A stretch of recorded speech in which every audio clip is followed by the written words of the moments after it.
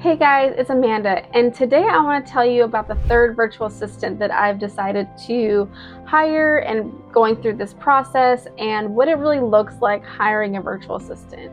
So I have decided to hire a third virtual assistant because my business has grown and I really need more hands-on. I really need more people in the business to make it grow and really just kind of get the ball rolling, because the more people I have on my team, the more I can make and the more I can grow. And so I had told my virtual assistant, I am looking for a third virtual assistant.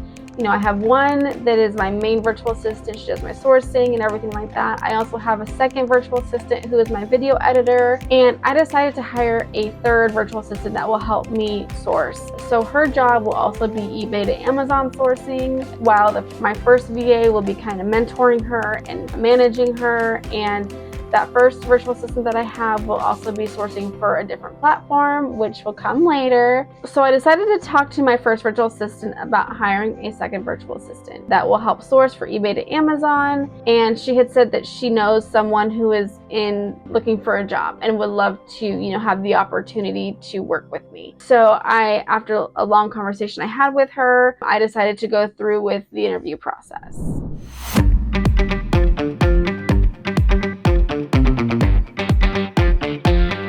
So when me and the first virtual assistant were discussing about hiring this friend of hers, we had the difficult conversation of what if the person that you want to hire does not perform, isn't, meeting my standards? Are you okay having a hard conversation with her about not performing? Are you going to cover for her? Are you going to... I know what my first virtual assistant is capable of, so I will be able to tell if she's slacking just to meet the other one's productivity. So I said, I trust you, I appreciate you and your input, but are you going to have those tough conversations with her if she's not performing? Are you okay with letting her go if she's not meeting the standards?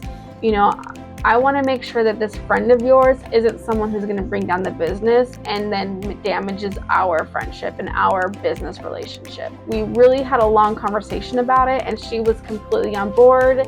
She said if she doesn't perform, she doesn't perform. Business is business, which obviously you can say that, but at the end of the day, it will be my decision to hire her or to not. So I decided to, let's just try this interview process and see how it goes. So I got her email address from my assistant, and I sent her out the email saying, hey, this is, who I am. Because of the virtual academy from Steve and Joji, I sent her a couple questions, about the softwares that she currently uses or is familiar with. I don't expect them to know everything or know every software, but I was just kind of curious. And at the bottom, I said, if you are ready, put in the subject line, I'm ready. And she had responded with just the one line, yes, I am ready. So it was an automatic red flag for me. She did not address any of the questions that I had put in there. She didn't address, any of the things because I put about me in there. I put about our business. She didn't have any comment about anything. She just put, yes, I am ready. If I were to hire a normal person on onlinejobs.ph, that would be an automatic no. Past, you can't follow directions. You can't read through anything. So I reached out to my virtual assistant and said, hey, this is my email I sent her, and this is her response. How are you proceeding? And she said that her response is not acceptable, which I agree, and that her response is not okay because she can't follow directions, she can't read. And so I said normally I would give this an automatic no. But because you are, vouching for her, I will give her one more chance. If she wants to re-respond, then she can, but I need you to have that conversation with her. And she did. And so then the virtual assistant came back and did answer the questions. I then sent round 2 questions for her. I sent questions like, please take this quiz and tell me how you did. Look at this Keep Up product. How is it? Why is the sales decreasing? Or what's your favorite hobby? Or send me a picture of your internet speed. And there was about 10 questions in there that I had that I've gotten from the VA Academy to kind of gauge where she was at. I did ask her about a certain software that I knew she would be familiar with. She did come back and say, I don't know much about this software, but I'm willing to learn. I enjoyed that question or that answer of hers because it showed she didn't know the answer. She gave it her best shot, probably from Google, and then was honest, like, I don't really know. So, but I'm willing to learn.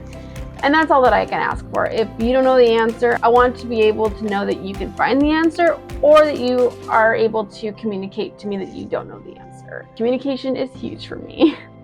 I would rather her say she doesn't know than to make up something from like ChatGPT. So then I have given her a second round of questions and she answered those again wonderfully. And so today I now have an interview Zoom with her face to face. And so I will get a feel for her and we will continue the process. My hope is that she does well and that we are able to communicate well and I can have good internet connection and I can ask her questions that she knows a response to, that we are able to understand each other because I know that there is a language barrier. So as long as we're able to communicate, that's totally fine. And if all goes well, I hope that she will start on Monday. And yeah, the process of hiring is typically very stressful for me. So I like that my virtual assistant came with a recommendation. I hope it works out. But because I've had to let a virtual assistant go before, I am not ignoring red flags this time. I am giving her a pass on that first one. I know I shouldn't, but I want to believe in the good in people. I believe that she just was really excited to just even get an email and just like rush to respond. So I'm human too, and I understand that excitement, you know? So I'm gonna give her benefit of the doubt on that one and we're gonna move forward. But I'm gonna give her about a month trial and see how she goes. I normally give a 2-week trial, but I'm gonna give her 4 weeks just to make sure that she's a good fit because I don't want anyone who's not a good fit. So I will keep you updated on the process, on how the interview went and how I'm gonna train her and how I'm going to get her up to speed with eBay to Amazon. And so yeah, stay tuned, drop a comment and let's connect.